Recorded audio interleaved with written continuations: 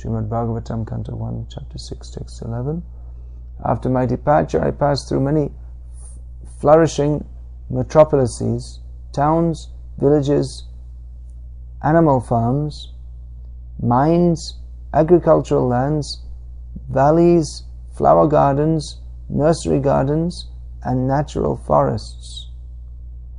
Purport. Man's activities in agriculture, mining, farming, industries, gardening, etc. were all on the same scale as they are now, even previous to the present creation, and the same activities will remain as they are, even in the next creation. After many hundreds of millions of years, one creation is started by the law of nature, and the history of the universe repeats itself practically in the same way.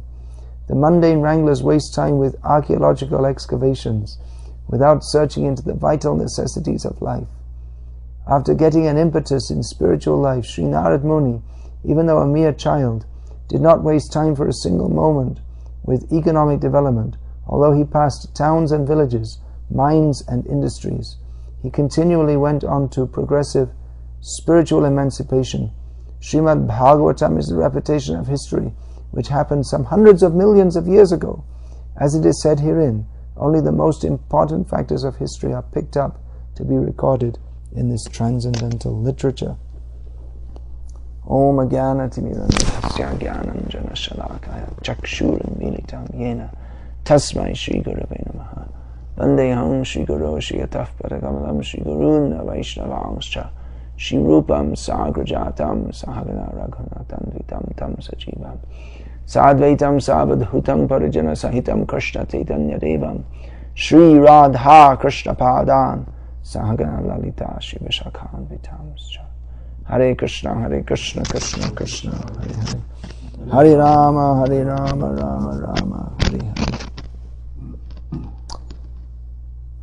This is the narrative of Narad Muni's life in a previous creation, spoken by Narad Muni himself.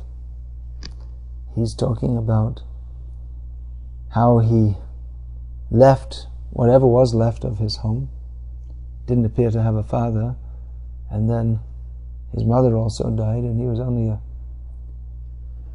son of a maidservant. I mean, he had no social position, probably no property. So anyway, he left, and he's describing how he went through so many towns, villages, pasturing grounds, in which there might have been opportunities for work, but he wasn't interested. He was looking for Krishna. Prabhupada makes the point in this purport. He often picks up what appears to be a tangential point, or not even the point that's the main point that's being expressed, and he makes some comment that we can deduce what we can deduce from this. So we can deduce from this that in the previous creation, and in all previous creations, there were farms, towns, pasturing grounds, mines, villages, nursery gardens, and so on. And that the whole human civilization was going on much in the same way as it's going on now. Of course, we can not only deduce this from Narad Muni's narration, but that is clearly there in Shastra.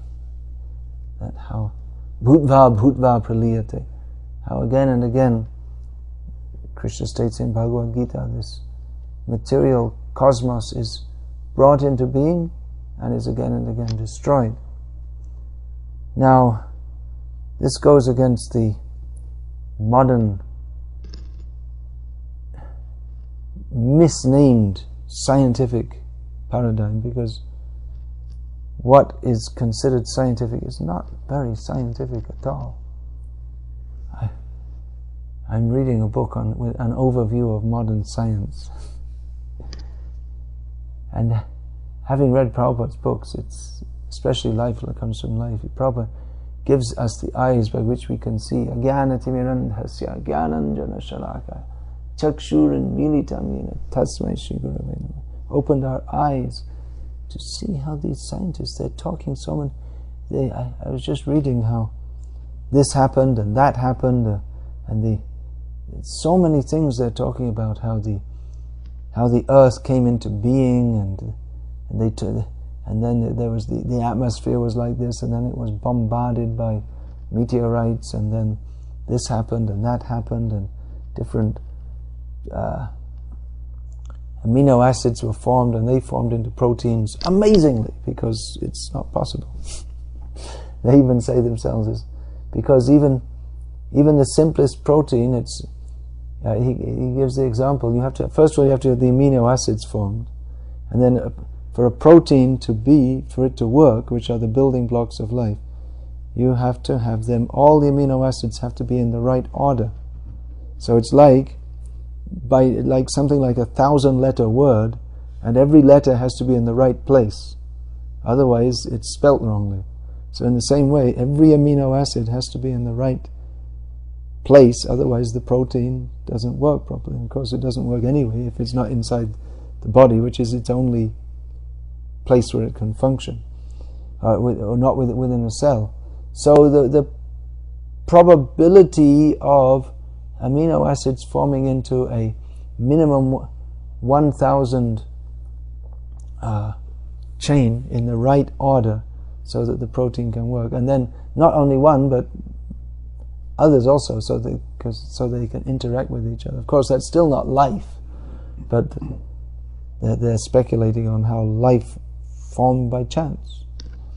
So the possibility is something like 1 to the minus 400 or something like that, which means impossible actually.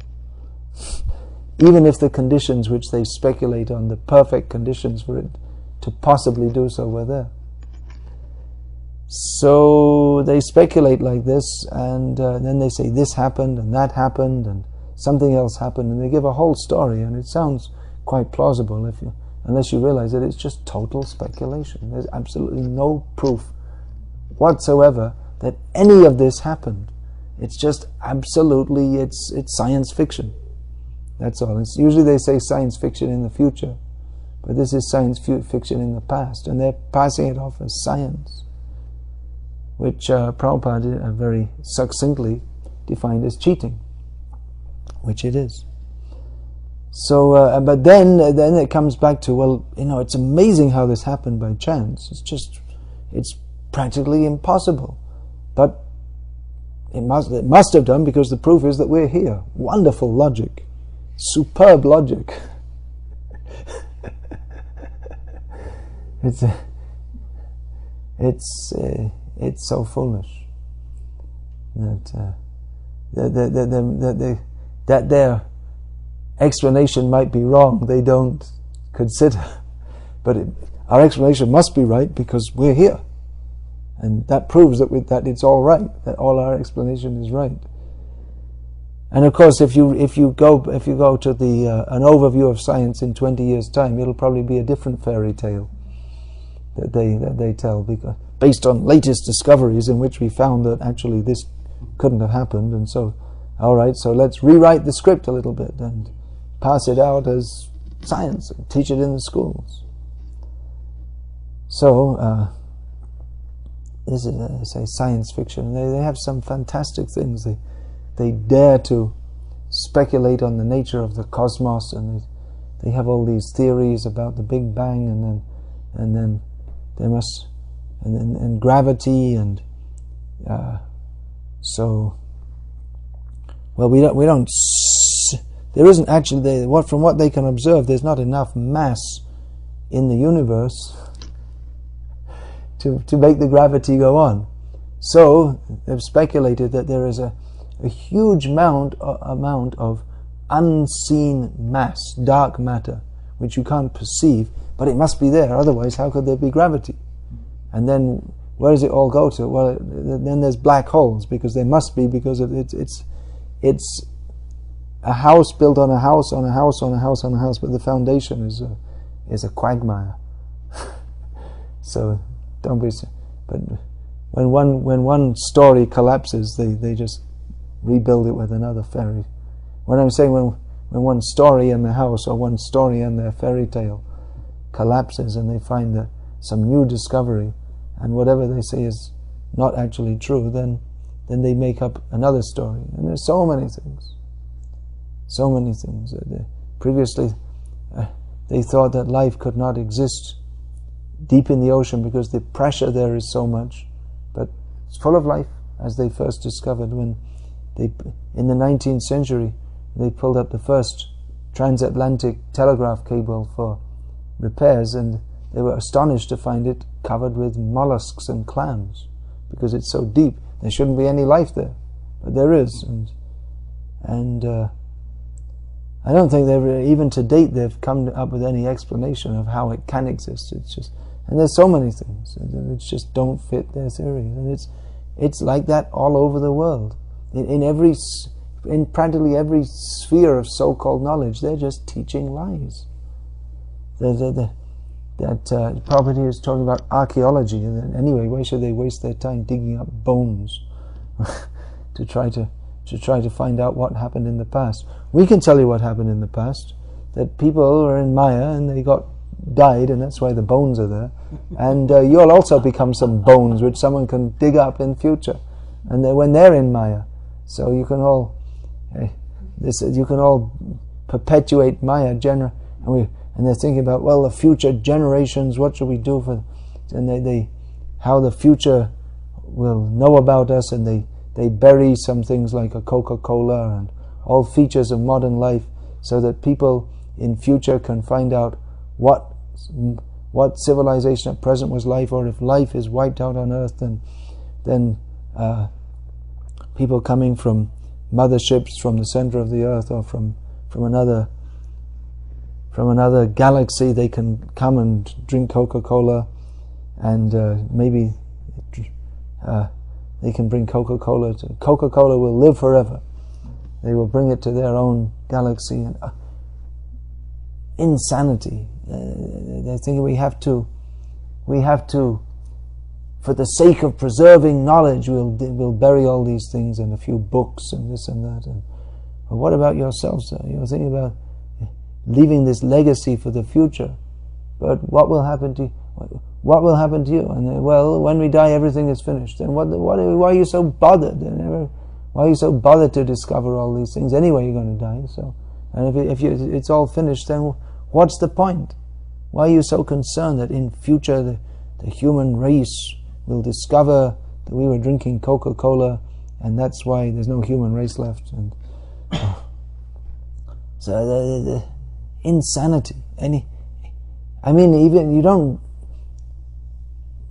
Even without reading Prabhupada's books, anyone who's a little introspective can understand that this whole so-called civilization, it's totally bizarre and insane.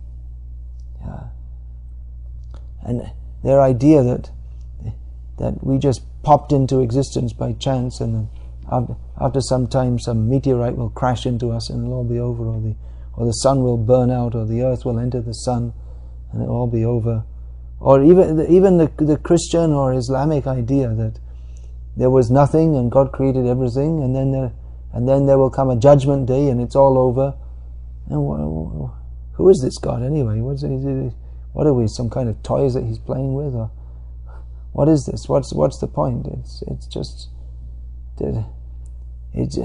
just ridiculous, this idea of linear time.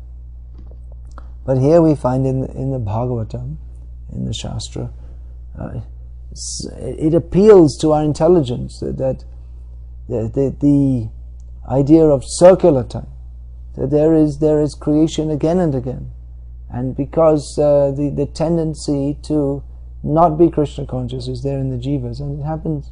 It's an eternal tendency. So again and again, the creation is there.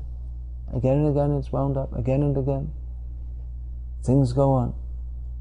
Not just that there's even if we take that.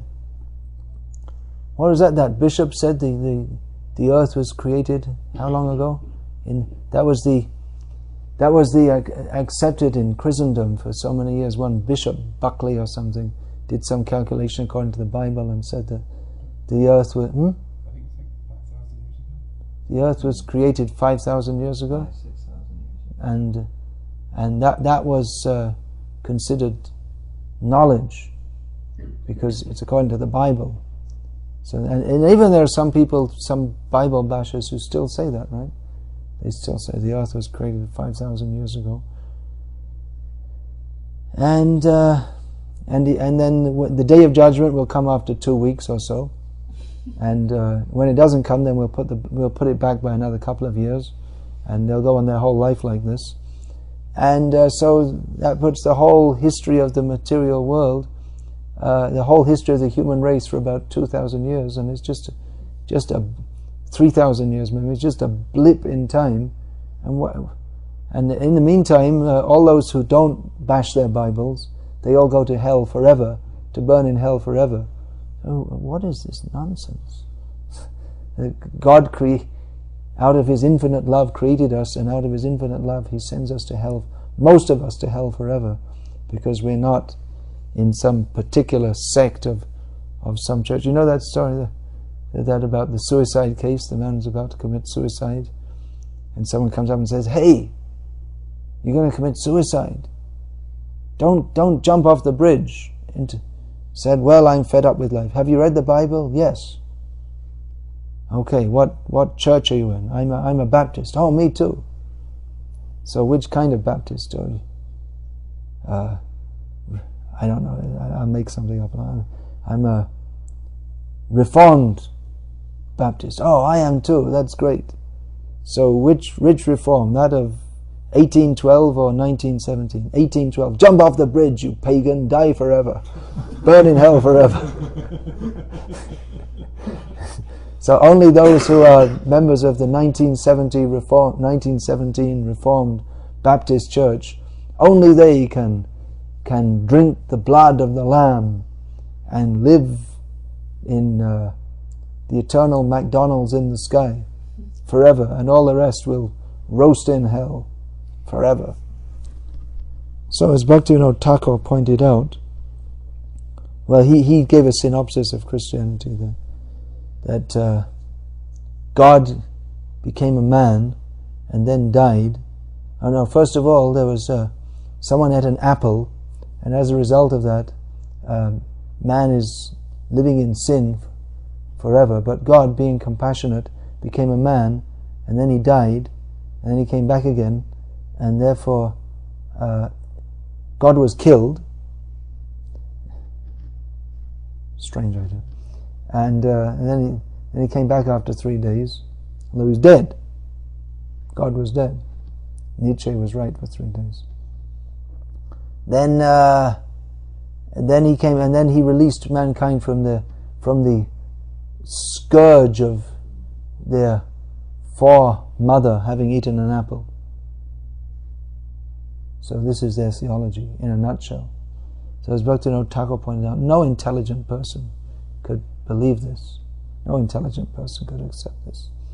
So the Bhagavatam gives a much more cogent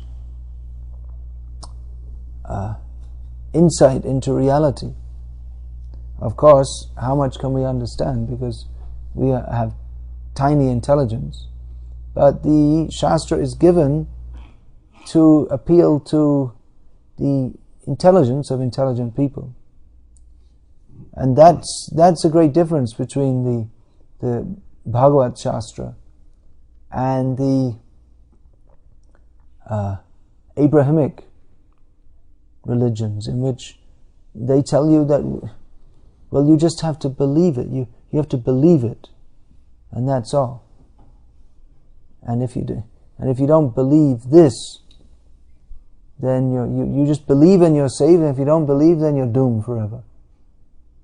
And they all say that. So I was in a dilemma. What shall I do? They say, all of them say, if you don't believe us, you go to hell. So what shall I do? Shall I make a little spinner wheel and put my finger on it? And this one is marked Catholic. This one is marked Presbyterian. This one is marked Islam, Shia. This is marked Islam Sunni. This is marked Islam, this Aga Khani, This one is marked Jew. Well, I'm not allowed in there, so I have no entrance into that.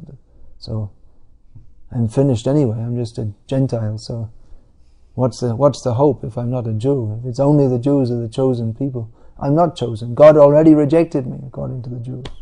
I'm not one of the chosen people. What is their philosophy anyway? If you're not a Jew, what hope is there for you? You can't get born again and become a Jew in your next life. You can marry a Jew or something and become accepted as a kind of half Jew or something. No, they allow Jewish conversions now. They do? Yeah. Really? People can convert to But previously you weren't. So what happened to all the Gentiles previously? They became Christians. No, but what happened? I mean, they went to hell or what? I mean, I know they went to hell, but what's according to the Jewish philosophy? I don't know. The chosen people, chosen to be tortured by Hitler and all this kind of thing. Anyway, there's no real philosophy. I mean, they have in the Catholic Church has Thomas Aquinas, but just arbitrarily they accepted him. Practically, they accept him. That means that the teachings of Aquinas are more important than those of Jesus, according to the Catholics, because he defined it all, right, isn't it? Well, they didn't really have a philosophy. They didn't really have any philosophy. Yeah, there wasn't really any philosophy. There were the sayings of Jesus, and then Aquinas provided something vaguely resembling a philosophy, and that's it. He kind of grafted Aristotle onto the tradition. Yeah. He and Augustine too. Yeah. But they had to. They've modified that, because according to Augustine, only men have souls. Animals still didn't get granted souls, and women only got souls around the end of the 19th century.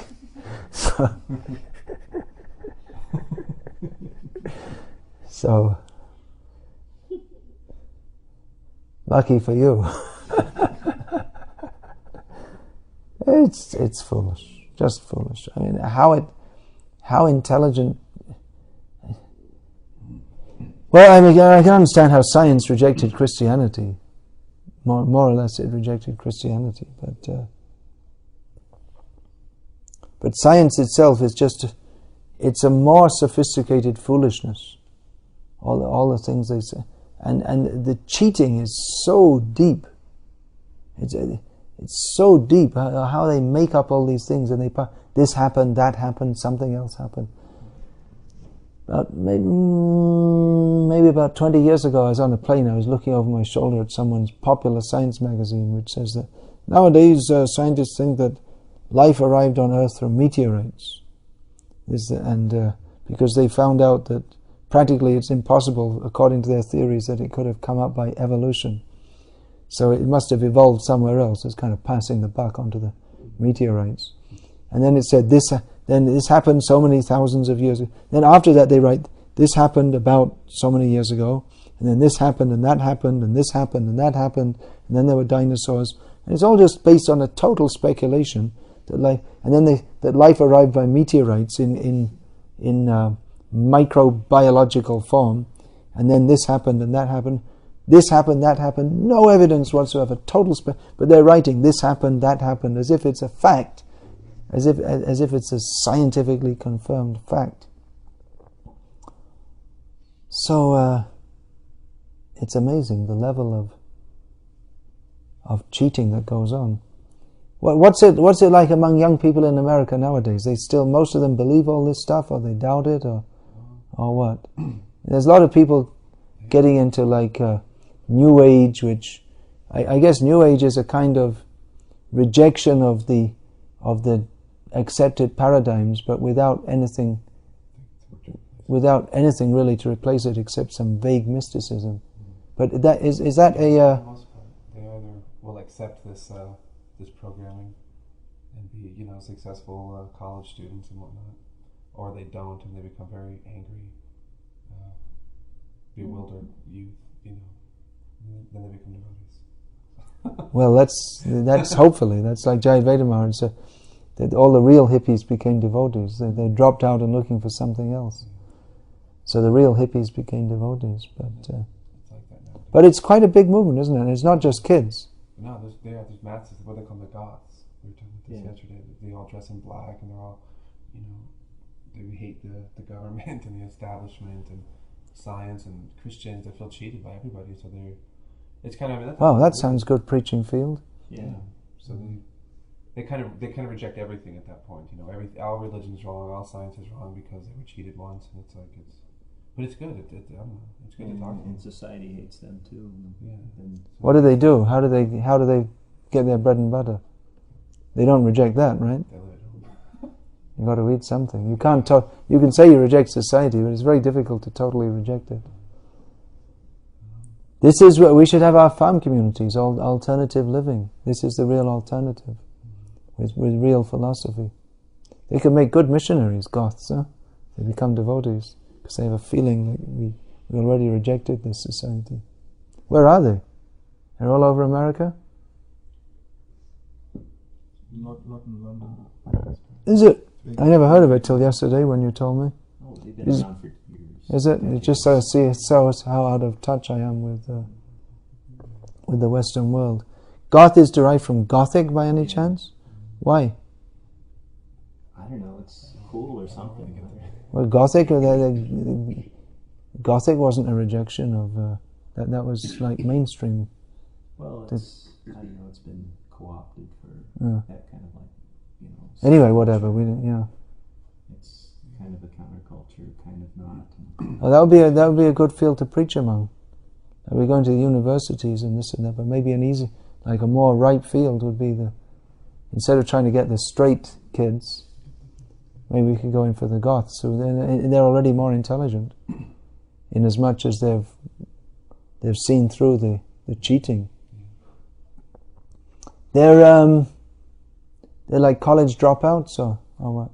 Some of them go to school. Some of them are. They're weekend Goths. I don't know. They're just this. It's hard to say. It's like they're like this modern type, hippie type culture where they take drugs and everything. Yeah, drugs. Green and blue. Yeah, green and blue. Oh, that's what the punks used to do. The big jackets that say, Oh, that's like the punks then, isn't it? It's a mixture. It's a mixture. Yeah, they're a little more. They're more civilized than the punks. Is it? They're more civilized. Yeah, some go to school. Punks are still around? Huh? Punks are still around? No, they're not. I just read recently on the news that the punk descendants are much better well adjusted. Some people in the pop culture are saying that punk is dead because of that. Well adjusted punks. You can't be a punk and be well adjusted. That's by definition. Yeah, you're ill adjusted. Mm-hmm. Adjusted means you would accept the inexorable necessity of filling your belly, and then when you get a family, then your children's belly, and then you have to get a job.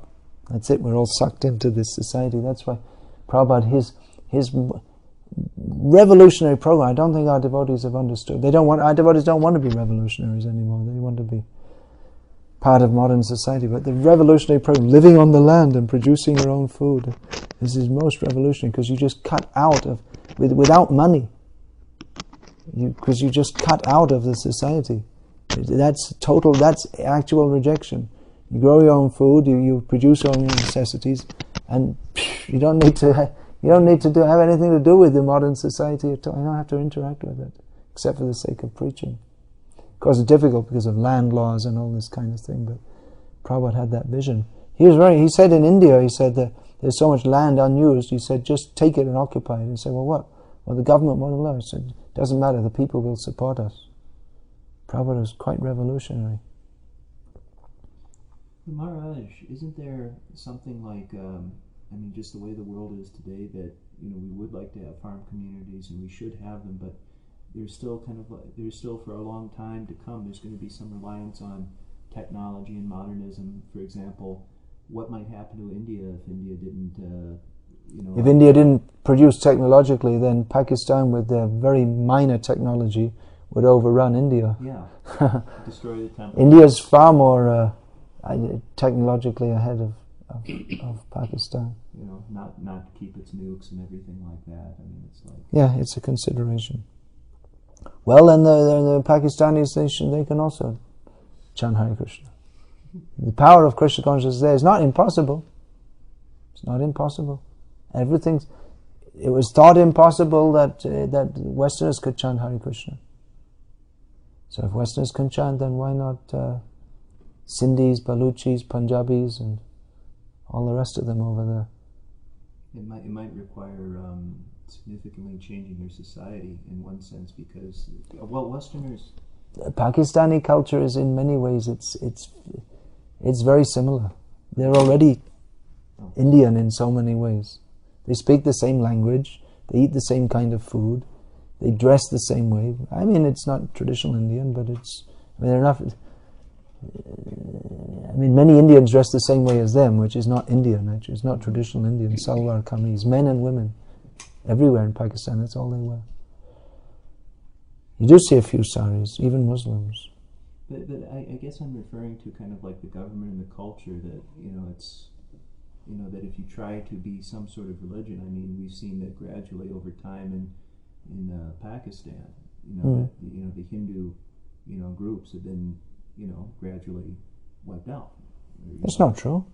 Isn't it? Well, there's not many left. They're mostly left there, but. Is it increasing? Is the Hindu population increasing there or decreasing, or? I'm not sure. It's probably fairly steady, because going backwards and forwards, there's not much going backwards and forwards. And it's only about 3 lakhs anyway, the whole Hindu population all over the country.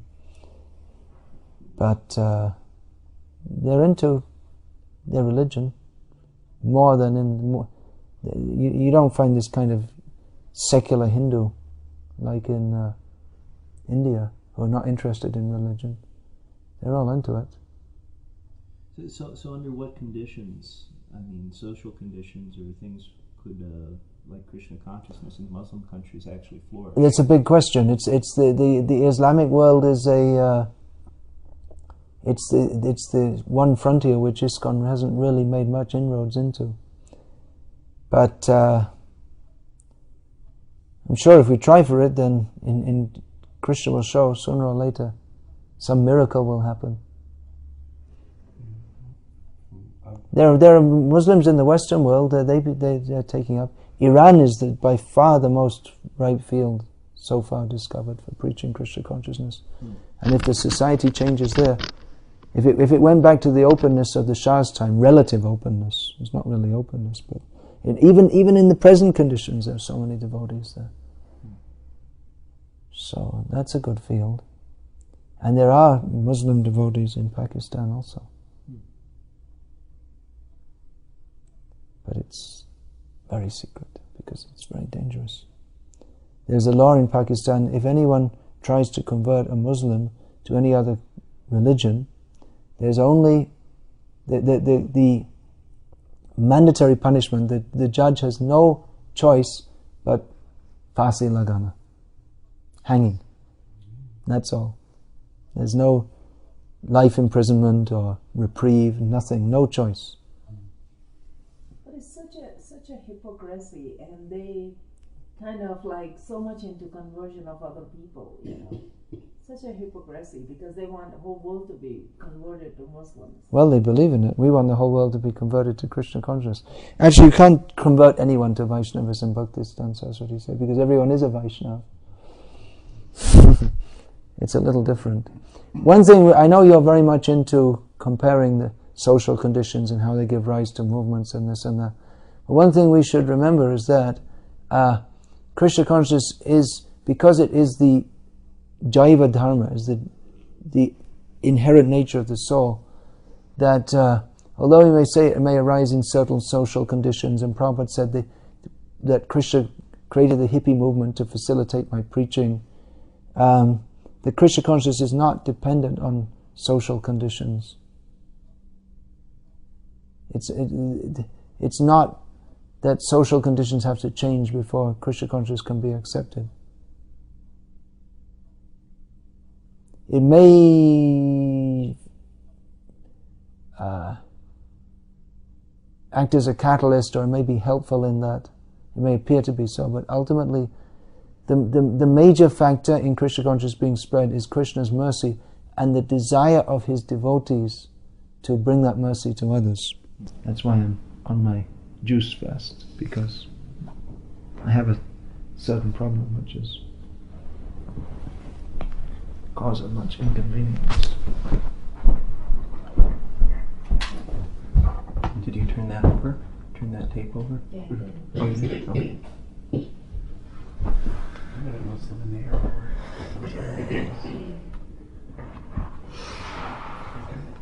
Heater in the temple, who's been there before. You are Krishna? You guys are Christians? They're like, yes. You guys are great. He was totally enlightened about it. Where Muslims come to Solar Street sometimes. It's for everybody. I mean, eventually, you know, We have those Gothic they're all style cheater restaurants, religion. right? You know, people will realize that. Yeah, those The are. people next to us Yeah, wearing it's their people know us and we cheated, you know. Had one devotee in London to the actually Central London Mosque to see what it was all about. He came back very disappointed because he said they can't preach to convert people. They can't preach. They had two Muslim guys trying to preach to him, but they were conflicting. They were like contradicting each other all the time, and they were shouting at each other, "Keep quiet, let me talk." Yeah, I've had to do it a couple of times with the missions in parking lots. I know. Trying to give them a book, and they're like, I won't take the book because of this and that, and it's like they're reading it so ludicrous, you know?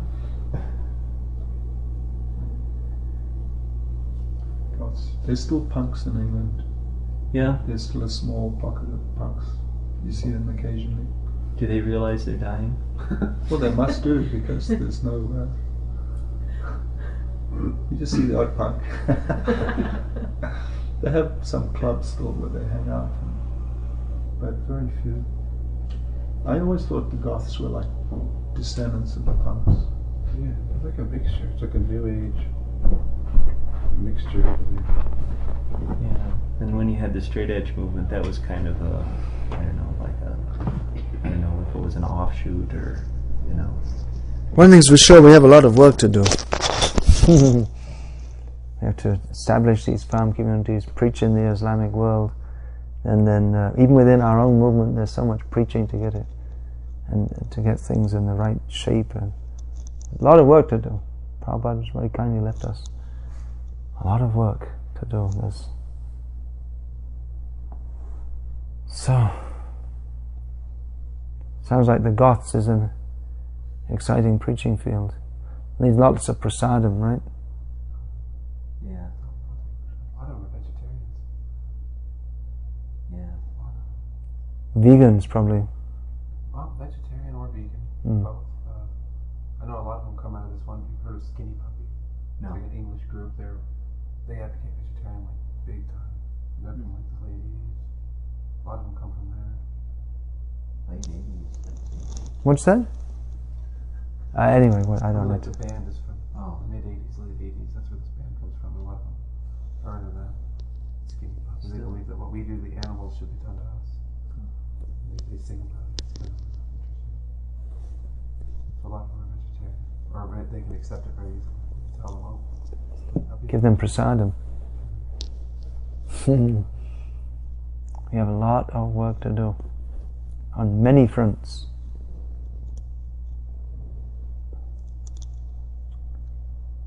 So, any other comments? But a lot of work to do, but the basic preaching strategies are the same that Prabhupada gave. Distribute books, distribute prasadam, have Harinam, festivals, all these things. The farm community is one that hasn't taken off in a big way, but that's also an essential part. Prabhupada gave us all the things needed to make the world fully Krishna conscious. It is true also that I'm not saying that we shouldn't study the social conditions as that Prabhupada did when he first came to America. It's described that he spent some time for some time he was just kind of looking around and seeing where people are at, and like this. He didn't change the philosophy or anything, but he saw where the people are at, and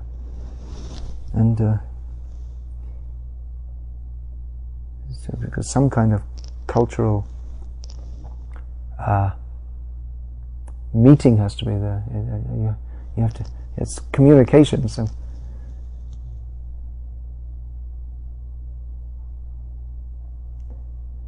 How has America changed? This is totally from this social perspective, or sociological, or behavioral aspect. Has America changed?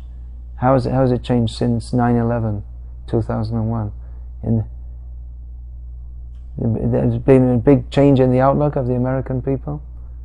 I would say that people are more concerned about their safety and security.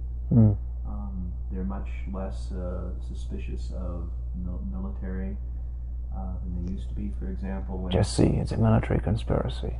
When 9/11 happened, Harvard for the first time in 30 years allowed the CIA to recruit on campus. That's a big thing for Harvard University. Before, in the 60s or the 70s, with Vietnam and I guess CIA scandals, and Harvard banned the CIA from coming to the campus. And it must have unified the American people in a kind of even more we are American way of thinking.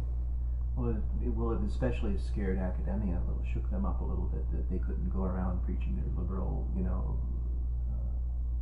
hogwash, drivel. That it's like what? Just tolerate everyone. Just tolerate everyone, yeah. It also kind of strengthened this whole might is right. Also, with this whole war in Iraq, I've talked to a lot of people where I talked about what about all the people that are dying overseas, and they're not Christian. They're not Christian. So what? It's like, geez, we're justified in going over there because of all of this, these attacks and things. I think it's a scary time right now in America. All of this people do think it's them or us, and they may be right. What's Iraq got to do with 9/11? It's kind of like I don't know, what is it? It's an excuse. Wyatt Earp or something going in to clean up, It's so. I think it's a different attitude also. They're putting all Muslims together in a sense. When 9/11 happened, they showed all over Muslim countries. People were having more like a Diwali. They were like having firework and dancing in the street. Yeah. So they just put all Muslims together. Yeah, like everybody's feeling the same way. So it's like America on one side and all Muslim countries together. So it's like Iraq or Iran. It's amazing how Maya works. It's just like they're like lemmings running to their death. I mean, they're just. So sometimes I just wonder not to be so apocryphal or something. If this is kind of like maybe an opportunity. Everything we should see as an opportunity for preaching. I mean, when you have big conflicts, wars like this, this has always really shook up people. Okay, you talk about the sociology, what societies are going through, but when societies are shaken up, that's when they start looking around for other answers. Right, yeah. Just an interesting statistic to throw out, since we're on that, is South Korea. In the time that they were modernizing, they went from kind of like an agrarian society to an industrial society. Their Christian population went from something like 3% to about like 35 to 45. And it's still one of the best places for preaching in the world. We've never taken advantage of it because, there was an incident in the 1970s where Charan Maharaj went there and he made a big blunder by presenting Krishna consciousness as spiritual communism, and they're being totally allergic to any kind of communism. They throw him out. Even the mention of communism, they throw him out, and have not welcomed our movement ever since. You might do it now because they're actually favorable to the idea of unification of the North now. No, I think there is some scope for preaching there. I might go there next year. Let's see. If I do this round the world ticket, I was thinking next time maybe instead of stopping in Japan, I'll stop in Korea, which is just next door. It's like halfway to India or something. But improving, what is it? What is it? Going from 3% to like 30%. That's a major social change. It's a really major cultural change. Yeah, we can't ignore those kind of statistics. I don't think. Yeah, of course, only a tiny little country, but. What tiny little country have we done? It's got more population than Albuquerque. Yeah. Albuquerque. I think the scope here is huge. I was talking with my friend last night. You met up with him? Did he actually come on the bus? Well, no, this is another friend, the one that works at the co-op. And he's one of these goth kids. And he says that there's so many kids, I hear tons of them that are just bored. With everything to the point where they start doing like all kinds of weird That happens in small towns. weird things. The kids get bored. Yeah. There's tons of them. There's like a whole army of like really bored kids, and they're all like, hip kids. Do they have a place we can come? I don't know. I think they all live at home. They all live at home. And they all just hang out on the streets, is it? Yeah. They all live at home. They hang out on the streets. There's no place to go. That's why we need a center. They can come on to here. Do a lot of Harinam. We need some more people. We've got a few now, right now. How about today?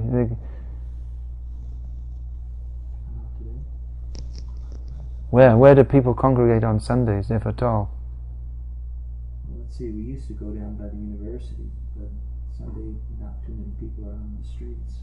Downtown, or Dr. Miles said something about a fair or something, a people's fair. Yeah, there's a fair, state fair. Oh, that would be good for book distribution also, wouldn't it? So, let's see, I don't know, we have to go, I don't know if we could go into the fair and do Harinam. It's down at the door. We were going to go out on book distribution anyway. We could probably work the outside of it, the outskirts. You could probably go into like, why not? People, I spoke to one devotee who lives in North Carolina. He comes here any kind of fair to sell T-shirts and hats and any kind of things. That's what he does whenever they come in. But he is going to see how. Check it out. If maybe we can go today. On a side note to what we were talking about, Maharaj, how I thought it was just interesting how you had mentioned digging up these skeletons, and I know that like the devotee scientists like Sadhaputta, Karma. There's one like Graham Hancock. Graham Hancock? He's not like an ISKCON devotee, but he's very favorable. He's best friends with Juta Karma. He's got an Indian wife. He grew up in India. He's a very nice scientist. And they have videos and books out where like if they say the establishment digs up like a missing link type skeleton, where they'll put it together and it's this is the missing link or this is our ancestor or something like that. They can the devotee scientists could rearrange the skeleton to be a human skeleton just as easily. Where there's this misinformation. Yeah, they showed that in that book, Forbidden Archaeology, that they dug up one bone one place, another bone somewhere else, and put it all together and said this is the missing link. Just cheating. And they can rearrange it to be just a human skeleton, millions of years old. Human just like we are. So. Yeah. They've found so many artifacts which are billions of years old before the Earth is even supposed to come into existence. No, sorry, before the which by their dating methods are before the human race came into existence.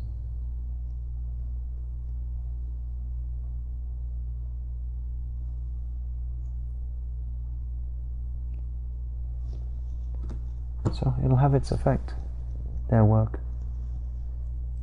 Because the scientists, if it's propagated, the scientists can't ignore it. If it goes on being propagated, they can't ignore it.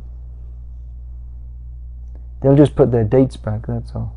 That's what they've been doing for years. They're always putting the dates back. There's major problems with their putting the dates back too. They say, well, life began on this date, and then they move it back a few million years. But that means that previously they'd said, well, this happened and that happened, and this was all in place at this time, and therefore life arose at this time. But how can they? It's a very complex ecosystem.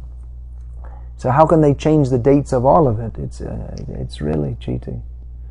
Because they said, this was in place at this time, this was in place at this time, all the conditions were favorable for creating life. So then they find evidence or that there was life before that. So whatever they call evidence, it's all just guesswork anyway. But then they move the whole thing back. But then how can they just change the date of everything all at once? That means that they were just guessing in the first place, bluffing.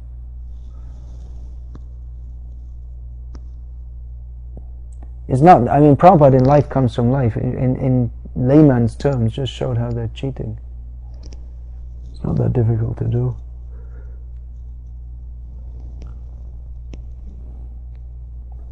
Okay, shall we finish there?